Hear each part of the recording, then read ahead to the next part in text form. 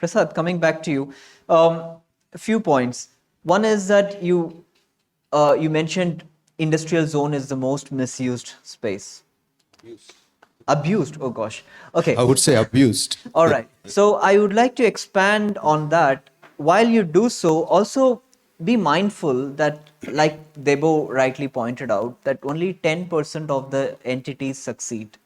And we should be bold enough, courageous enough to encourage the 90% of them to fail. That is, we just know 9 out of 10 ways how it will not work. That's how we should look at it as a community. That we should not blame, like he said, the risk is taken at the cost of individual, while the reward is being vied by everyone.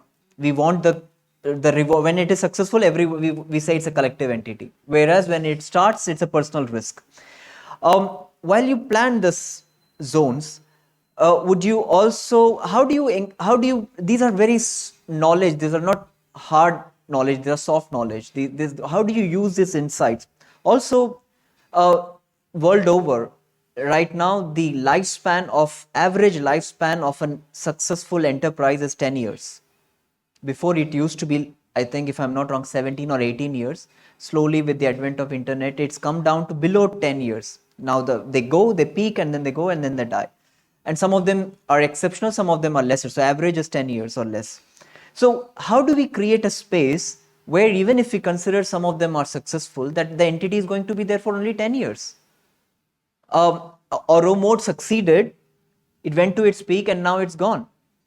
So how do we create space? The entire, I don't know how many acres, it's, I think if I'm not wrong, 200, almost 200 acres of industrial zone. How do we create it as an incubation space where anybody can come and use it? And also, mind you, there is this mismatch. It is unused because there is a mismatch. For example, he runs an incubation center, which is perhaps not fit for a manufacturing entity like a Kajimba.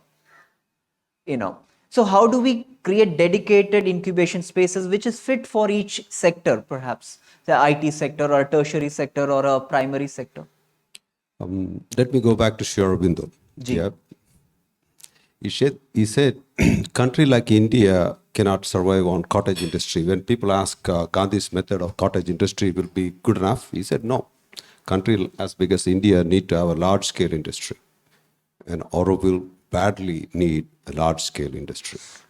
For example, when Mother blessed Oro Food, it was the largest wheat-producing industry in Asia. That was the kind of a scale that she was blessing.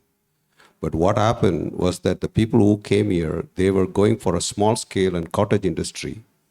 When I came back from Australia and I said that I want to start Auroville, and I said I want to be a developer, they wouldn't allow me to be a developer. They said, oh, if you want, you can do plumbing or carpentry or painting or electrical, but you are asking for plumbing, carpentry, painting, electrical, civil and engineering and architecture, which is a very dangerous zone to go. You want to have all under your control? No, we won't give it to you. I persisted and I thought, what's this? And finally, one of the FAMC member, she said that I will resign if you don't approve this application. This kind of mindset has to change. Okay. We need to go for a large scale. Yeah. As you said, the lifespan of any technology is around 10 years. For example, Google is counting its time now, thanks to ChatGPT. And same with the people in Auroville, they also need to give way to new generation. In Auroville Charter, it says, it's a place of material and spiritual research. Mother put material research in front of spiritual research. She gave importance to it. CSR sitting there, honestly, I don't know how much research is going on there. We need to be a center of research. We should be excellent center of research. For that, my solution is simple.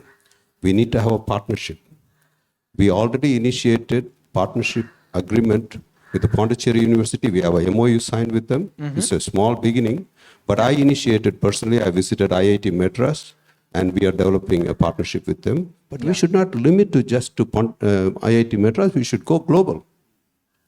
And I see that as the future possibility to bring life back to our industrial zone. Okay.